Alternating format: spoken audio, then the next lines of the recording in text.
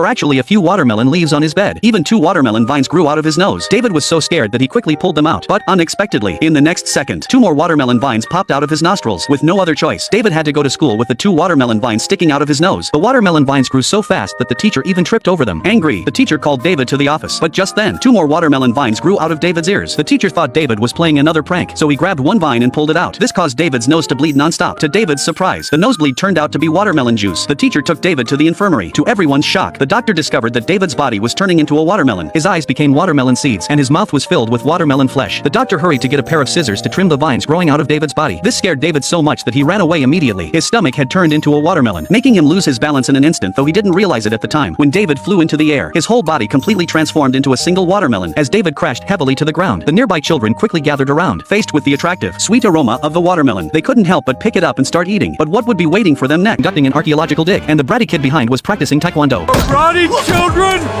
The plane was packed with people on the airline's blacklist, and Homer had earned his spot on that list through his own efforts. The Simpson family had no choice but to take the flight together. Fortunately, they got a chance for a free upgrade. Homer never dreamed that this stroke of luck would fall on him, but Marge snatched the upgrade ticket in a flash and strode straight into first class. It was Marge's first time flying first class in her life. She couldn't wait to order every item on the menu, only to fall fast asleep the next second, lulled by sheer comfort. Meanwhile, the situation in economy class was nothing short of a disaster. We're really packed in here, aren't we? Something is very wrong with this plane. This is a trap!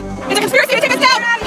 Homer's massive frame was squeezed into a tiny seat, and the live streamer sitting next to him captured his look of utter despair on camera. What angered Homer most was that comic book guy beside him devoured 3 servings of Christmas treats in one go, sprinkled cheese powder all over his face, and didn't offer Homer so much as a single bite. Homer immediately reported comic book guy's misbehavior to the flight attendant, but in the blink of an eye, comic book guy had vanished without a trace. Lisa, who was in charge of watching Maggie, played jazz music for her for a whole hour, but Maggie was a total rock and roll baby and could no longer stand it. To soothe Maggie, Lisa decided to play jazz herself, only to make Maggie cry even louder unexpectedly. Just then, all the kids on the plane needed to use the bathroom at the same time, and the parents immediately broke into a chorus of the potty song. Unfortunately, Maggie's diapers were still in Marge's bag. No! Do you guys have any diapers? Oh, we don't use the D word. Oh boy, deal with your biohazard! Homer happened to hear this and came up with a bright idea. He pretended to be a bad boy and approached her. Marge told Homer to give her some excitement first, while Homer was lost in thought.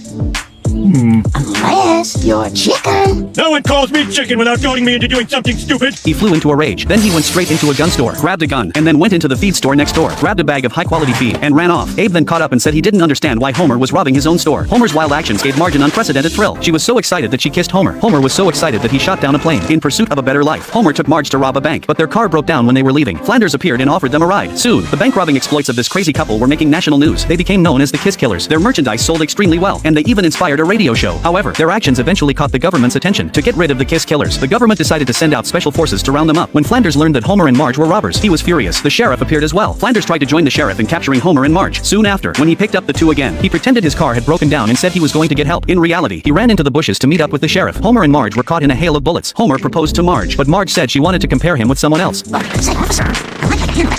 Thanks. I like the way you get bullet. Hey, back off, you like